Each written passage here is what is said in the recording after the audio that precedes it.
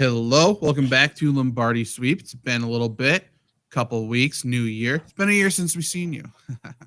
Okay, anyway. Well, Packer. Ooh. Didn't he's Yeah, I gonna be know. here all week. Yeah, new year, same Packers. How about that? Going into the final week of the season, Packers do have something to play for, so we can go over that. Packers, over the past few weeks, have sort of been locked into one of three spots. They haven't really had much wiggle room, but this week there's something to play for. They really, you know, I guess if they lose, it's not a big deal. If they win, they have a chance to climb to 6. We'll talk about that. Packers just lost to the Vikings. Is what it is. We're probably going to have to play the Eagles in the first round, so it could be a full circle moment. Start the season, we lose to them right away. Can we overcome it, or are we going to lose to the same team that we started the year with? We will talk about that. Hey, Trevor, just before the show, was talking about the hardest places to play. Are the Eagles on there?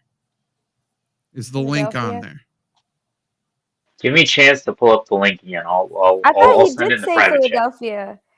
Probably. I would feel that though. I think the fans would probably make it difficult. I don't think it's the environment. I mean, obviously the fans do play a role in the environment, but I would say they make it difficult. Yep. 4th. Yeah, fair enough. I mean, when you have fans that chuck full cans of beer at people and light shit on fire. Yeah, a little tough.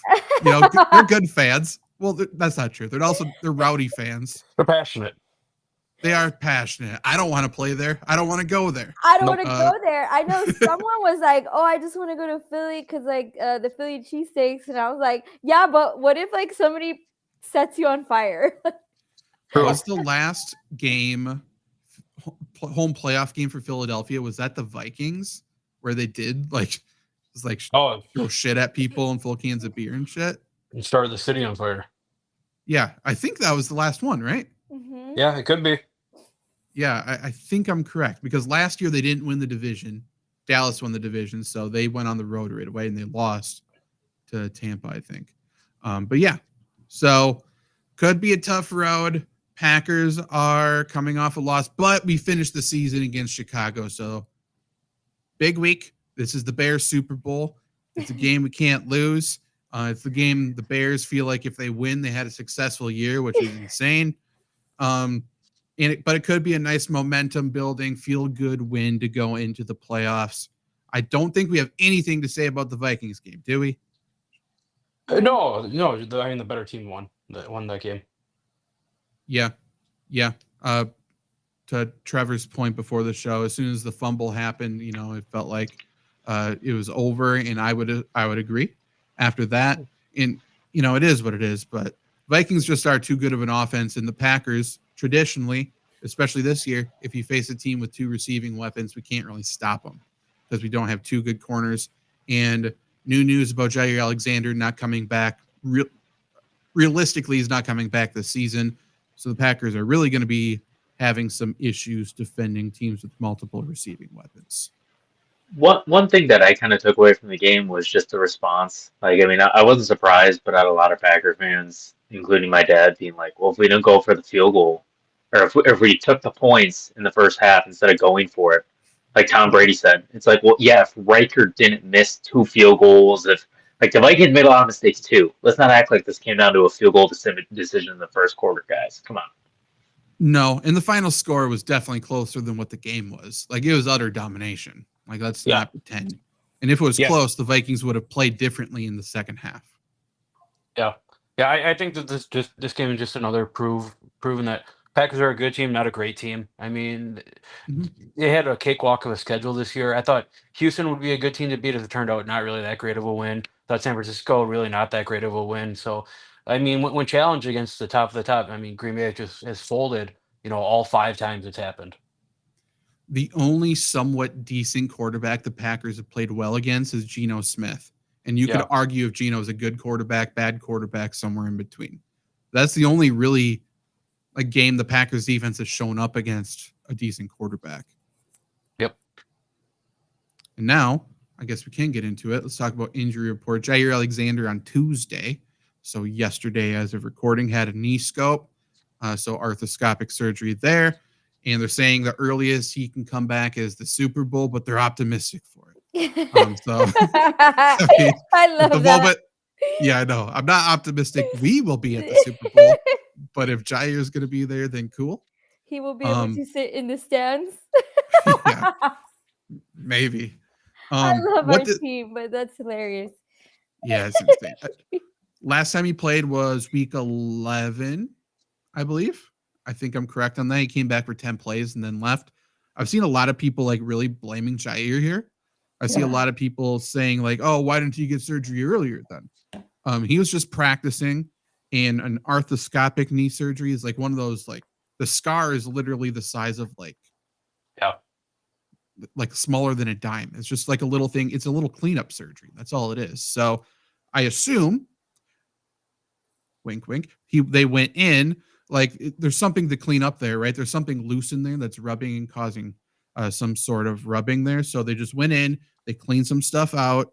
And because if it's in there and it's causing abrasion and it's rubbing, then all of a sudden it's going to swell up, it's going to puff up, and or there's going to be a bunch of fluid. The exact same thing. This isn't the most optimistic and bright, colorful thing for me to say, but the exact same thing as David Bakhtiari. Yeah. That's not a great thing to say, but that's the reason why he went in for that arthroscopic surgery too, because it just kept filling up with fluid. Like he couldn't fucking do anything because when it's swell up, when there's fluid there, it limits your mobility. And as you can imagine, if a cornerback can't move very well, he's going to look like, well, Eric Stokes and stuff like that. So. I mean, you play at such a high level for so many years, injuries are bound to happen just based on, how good you are. Plus you add into that he tore a ligament in his knee and people are bitching at him that he's not back in 3 weeks. That's fucking crazy. Like people, I don't know if it's probably reporting how it was reported that, he'll be For back at the end sure. of the season. I'm sure that has something to do with it. But just as common sense medically speaking, a tear in your knee is for at least 2 months of work and rehab to get back on the field. Our There's fan a base are PCL just too. huge Yeah. babies. Our They fan are. base. It's again, I don't know this. I feel like he pushed it. I'm sure he and did. part of it might truly, and this I don't think this is the situation, or I don't know if this is the situation here, but I know of situations in the past where team media or even just league media reports a timeline for an injury, and then the player feels rushed by that timeline and they push themselves to come back by that time. Because if they don't, then you have crazy fans sending death threats, which I'm sure he's getting now anyway. So if he came back and rushed it, which suggests he may have if he played 10 snaps and exited again, like something's just not working. Like he needs to go and get a full cleanup and a full repair, probably, unfortunately. Yep.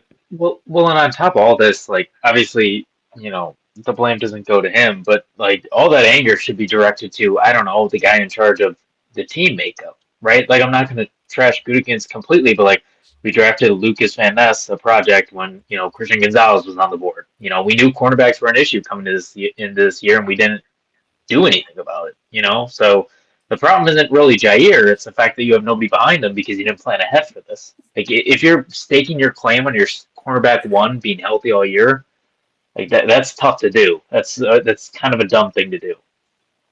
I think people also, I know that we have like the best medical staff because it's the NFL, but I think people also need to consider that stuff goes misdiagnosed and, it's humanly flawed that maybe he didn't know what was going on with him at first and now he is. But I feel like these injuries are unpredictable and people are just trying to, everybody's a doctor on Twitter all of a sudden.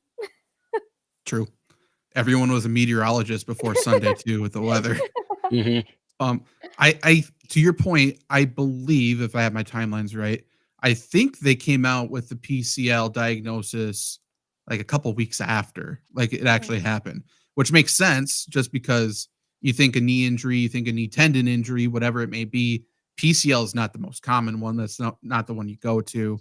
Right. And certainly one that's a little bit harder to diagnose and find, especially if there's a shitload of swelling. A lot of stuff going on there. So if it's like a bunch of swelling and they're trying to get the swelling to go down and rehab at the same time, and they're actually rehabbing for either the ACL or an MCL or the LCL, I suppose, like then it's probably causing more stress on the PCL, which was the issue, and yada yada yada. It's not great. But to go back to the Gutekunst thing, like this started last year. Rasul Douglas traded away. That's huge. That traded away a great corner, traded away a leader. Then you go to the draft, ignored corner. We talked about corner before draft. That was a shock. That's not great. The worst part in everything is the trade deadline, because Jair gets hurt. Cornerback 2, a very obvious need when Jair is even healthy. And then we don't make a move there. Instead, we trade away an outside linebacker / edge rusher. So we were sellers at the deadline, and our media somehow advertised it as we were actually still contenders, even though on the inside of the organization, we pushed it away. We pushed it down the road again. We are still not contenders, but we're still advertising as contenders, AKA we're still treading water. That's all the Packers do. We're just here treading water. Let's push some cans down the road. Let's bring in new rookies to replace some of these good guys. Eric Stokes not working out. We're going to draft a corner super high, guaranteed. Will they be proven? Hell no. They will be the biggest project in the draft who's fast. And we're going to do this all over again. Jair, though, he's either going to have to take a pay cut or he's not coming back. Like, let's be completely honest. It could be a David Bakhtiari situation, or it could be he comes back cheaper. But there is an out after this year. Packers have a $19 million dead cap, so it's not necessarily great. But if they bring him back, then he has a $25.8 million cap hit, a $27 million cap hit, and then a void year. So I expect him to restructure. If he's healthy, he would only be 28. So I don't think that's out of the question. But Packers are going to undersell him for sure. Like, they're going to lowball his ass so fucking hard, like they always do to veterans. So let's be honest. Jair, you're a Minnesota Viking. You're set. He would be a good Minnesota Viking, if we're being honest. He would be great.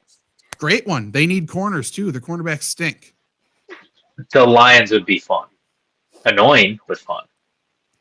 Would be annoying. Let's hopefully he's out of the division. But if we go by track record and history, I mean, he's a Viking. He's going to be teammates with Aaron Jones and probably others by that point. Maybe Aaron Rodgers. Aaron Rodgers, not a Jet. History repeats itself. Sam Darnold, you've been great. Goodbye. Aaron Rodgers is back. That could be great. Other injury news, though. So, again, first injury report of the week. Players who did not practice. Jair did not practice, obviously. Then Zane Anderson, a safety, is concussed. Andre Dillard, tackle, is concussed. Brenton Cox, who's been playing pretty well, actually after getting signed, didn't practice because of a foot injury. Quay Walker continues to be out with an ankle. Christian Watson continues to be out with a knee. And then Evan Williams didn't practice because of a quad. Everybody else should, even the limited guys, should be good to go, I think. Who's the AJ Dillon? I didn't know he was on our team. Who knew? Who knows? Bears. Sarcasm too, Mr. High. Oh, Stoof. That's Stoof's here. That's Stoof. That's Stoofcasm. That is Stoof. God, we better not re-sign AJ Dillon. No. Just, I think it's over. It's over. I hope so. Bears who didn't practice, some good news here. If it continues, Roma Dunze is sick, so that's probably not going to continue. Tevin Jenkins, who is listed as a tackle, has been playing guard, I believe, still. Out with a calf. Hopefully he's out. Travis Homer with a hamstring. Larry Borum, a guard, sick. So there must be some sickness going around their locker room. That's the bird flu. Oh shit! It's gonna happen. Someone's gonna get fucking sick in the Packer locker room this week. Then we're gonna roll to the playoffs all sick. Great. And then Elijah Hicks, safety, ankle and foot, did not practice. Doesn't really matter. It's the Bears. And I think because we're in the playoffs, I don't think our starters are gonna play. I mean, it depends, because here's the thing. So this is the playoff scenario that can happen. Okay. It's Packers versus Washington right now. in terms of seeding. Washington's ahead of the Packers because of conference record, because Packers lose to good NFC teams. If Washington wins, nothing happens no matter what. Correct. But if Washington loses and the Packers win, then the Packers move up to the 3 seed, which means they would go to Los Angeles to play the Rams most likely. Much better than going to Philadelphia to play the Eagles. So since the games are at the same time, they're for sure going to be watching the scoreboard, right? Just to see what's happening with Washington. Yeah. But I think the Packers are going to try. Actually, they should. If you can avoid Philly, fucking do it. They're good. This seems like a game where Josh Jacobs gets hurt. No, like this. that. Like this seems like that game. Like we talked about it. We got to start limiting his workload. That has not. I mean, it happened a little bit against New Orleans, if you want to call that limiting. But this is a scenario you don't want to be in if you have Josh Jacobs. Now, I hope he doesn't get hurt. But again, he's got a big workload ahead of him for the next how many weeks? It's the Bears. I don't know. Like, this is a game Packers should and could get up pretty fast. I hope so. Hopefully, I mean, how many weeks has it been since a Xavier McKinney interception? Like, that could. We need that again. Let's get that on Caleb Williams. If whoever intercepts the ball, by the way, run at Caleb Williams. Truck him on the way to the end zone, please. It would be perfect, too, because that would preserve Rodgers' record for most throws without a pick. Okay, well, he threw a pick last week. Did he? Oh, he did? Yeah. Duh. Yes, he did. He stinks. I hate that guy. Yeah. To you guys' point, like, starters play, backups play. I don't think it matters. Like, us four could get through the Bears' offensive line to sack Caleb Williams. So I don't think it really matters who's out there pass rushing. Which is actually a little bit concerning that Brenton Cox is on the injury report. I agree, because this kind of feels like a game where it's, play but rest, rehab, and try to figure out some semblance of like good football after that dog shit kicking against Minnesota. Like I don't think Packers have to worry about losing here. Just at least as long as you're not giving the Bears the ball, you're gonna win. So I would like to see starters go at least a little bit and to maybe build up a little lead. You just can't lose to the Bears, man. But like I said before, I don't necessarily know. I don't think it matters who you put out there. You're not losing to the Bears. I don't think we lose to the Bears, but no, their offensive line's not great at pass protection. But the biggest issue with their pass protection is Caleb Williams holding onto the ball for too long. Correct. Packers' biggest issue is they can't get a pass rush and the secondary's bad. So, and like I said to start, Packers really struggle against teams who have more than one good receiving weapon. If Odunze plays, Bears have 4 or 5. So, we better get to Caleb Williams. Oh. If we can't get pressure on him, it's going to be a high scoring. I think Packers score on the Bears. I don't think that's an issue. I'm worried about Caleb Williams looking good. Don't let the Bears have any happiness going into the offseason. If he passes for 300, 3 touchdowns, and no interceptions and loses, that's a win for the Bears. True. We don't want that. I prefer the Bears win so they don't have a good draft pick. Fuck them. Like, we don't want them to have any happiness. The best case scenario for the Bears is Caleb Williams looks good and they lose the game. We don't want them to have that. Yeah, this is a game like I say about every other game, but this one especially. First play of the game, you run all 11 guys to Caleb Williams, let him complete a pass, but just shove his fucking face into the dirt. 100%. Make him cry. Yeah. He's so fucking soft. Like, you need to do that. It's at Lambeau, so the crowd needs to be into it, please. Like, let's be loud as shit. If the crowd is as loud as they should and could be, then the Packers pass rush has the advantage against a bad offensive line. Yeah. But if it's quiet and the Bears offensive line can just hear everything, that's when it gets tough. I don't think it will be. I saw that the Bears returned some of their allotment of tickets, which is fucking embarrassing, by the way. A noon game on Sunday, like, Jesus Christ, show up. Thomas Brown might be, I'm not even going to say might be, he is the worst coach of football I have ever seen in my fucking life. That Seattle game was the worst football I have ever seen. You cannot lose to that jackass. He is awful. He doesn't know how to run a team. He doesn't know how to run an offense. I don't see a way in the hell they lose to the Bears unless they run all their reserves out there and give them the ball every play. They're bad. Their secondary isn't that bad. Jordan, I'm just saying, Packers are favored by 10.5. The over-under is 41.5. So they're thinking a low-scoring blowout. I'm saying we need to be nervous about that. If it's, you think it's better to throw Malik Willis in there? yeah, 1,000%. Malik Willis kills this team. That's why I was thinking, like, you know what? I wouldn't want the starters out there. I would actually prefer Malik Willis out there. Malik, if the Packers play the Eagles too, by the way, Malik Willis has a better chance against them. Like, we just need someone to move the chains and not turn the ball over. That's it. Yeah. And I think he's capable of that. I think Jordan Love's capable of it. I just think he's capable of everything, which is the issue. But yeah, Bears stink. I'm picking the Packers to win.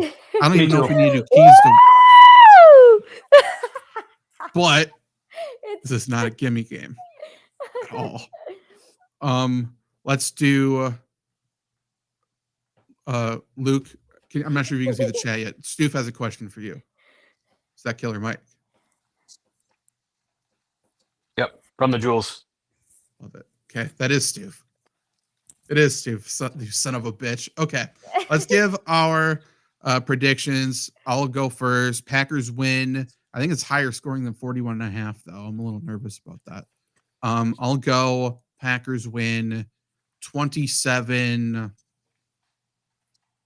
Let's go a weird one. 27-19. Janet? I was actually going for 27 too, but I want a fun blowout game. Just like that'd be great. Just like for just one more before the season ends. Just like 27-0. Let's just another Saints game. Throw a weird score out there. Trevor? I'll throw in like a key to the game. I want to see at least 2 personal foul penalties from the Packers on Caleb Williams, like you said. Like this game doesn't matter. So kick the shit out of him, and like, who cares if you get a penalty or kicked out? It doesn't matter. The Bears fucking suck, and Thomas Brown's a dumbass. 30-10 Packers. I'll take that a step further. I think Eric Stokes should pile drive Caleb Williams into the ground and get suspended for next game. We should do that old thing. What did they do with McMahon when the D lineman picked him up and then slammed him on his head? Like, don't go that far, but like into the shoulder, separate the shoulder. Miles Garrett him. Take a helmet out and swing. No, swing at his nails. Hit him where it really hurts. True. I agree with you guys. Like, I think there's a Packers win. I do think that the Bears want to win this game. I think they, to your point, Zach, I don't know that the Green Bay secondary is that great. So I can see them scoring points. I'm going 24-17. I think it looks close, but it to me it feels like the Packers have this for the majority of the game. And we look back and go, wow, why was that such a close game? You're like, it really wasn't. Maybe the Bears scored at the end. 24-17. Yeah. Yeah, Bears are so weird. They should want to lose this game. It just feels like a game they fuck around and make it competitive for some reason.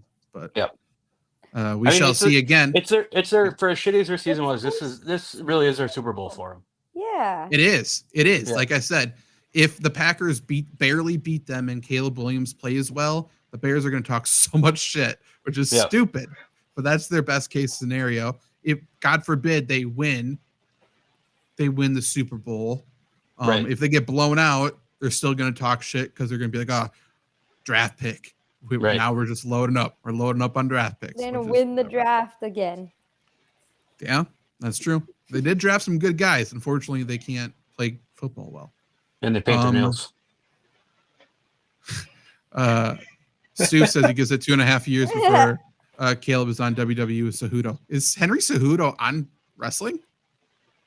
I haven't heard. That would be. It sounds right, though. It sounds like he would. So I'm guessing it's just a prediction.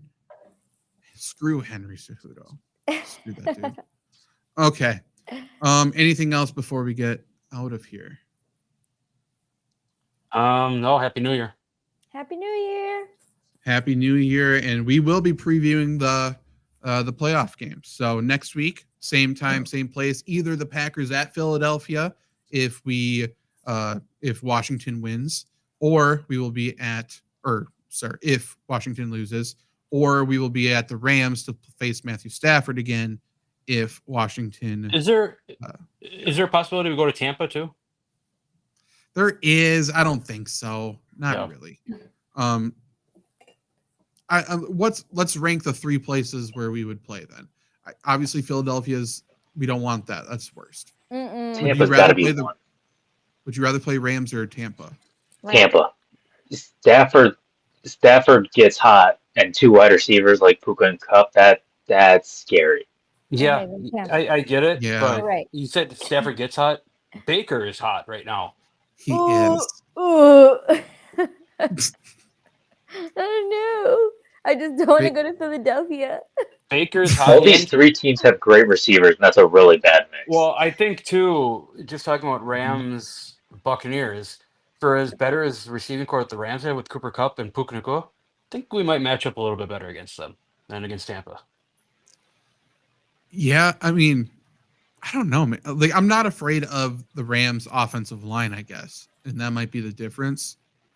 Tampa, I think they can run it all over us or pass. Yeah. I'm not really worried about Kyron Williams because I don't think they can run it very well. But yeah, for usually a team structures themselves in order to beat their division. And I say that to say, you look around at the Packers division, you got Justin Jefferson, Jordan Addison, you got Amon-Ra, you got Jameson Williams, you got a trio in Chicago with Moore, Keenan Allen, and Adunze. And the Packers are saying, hey, don't need corners. We're good to go. And then we go to the playoffs, and then we got A.J. Brown and Devontae Smith, or we got Mike Evans and it should be Godwin, but McMillan, or we got Puka and Cooper Kupp. So it's going to be tough. It's going to be a tough road. We shall see what happens, I suppose. But we'll be back next week to talk about it. Have you noticed that every year we're missing? Every year we're missing the key. That is interesting. To win the playoffs, we're missing that one, missing a kicker, and it just comes down to that. That's great. Don't worry. We'll get a corner, and then we'll just not have a kicker, and then we'll get a kicker, and then we won't have a linebacker, and then we'll get a linebacker, and we won't have receivers. That's how it works. Yeah, if we do not resign McManus and Whelan for the special teams, boy, that might be the most angry you'll see me because we finally figured that out. Let's keep them, please.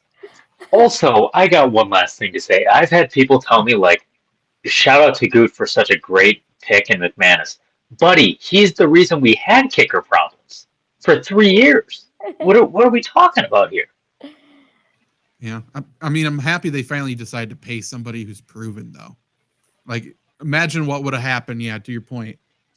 After Crosby, at the end of Crosby, whatever you want to say. We brought experienced kickers in too, and then we've just turned them away. Now we're good.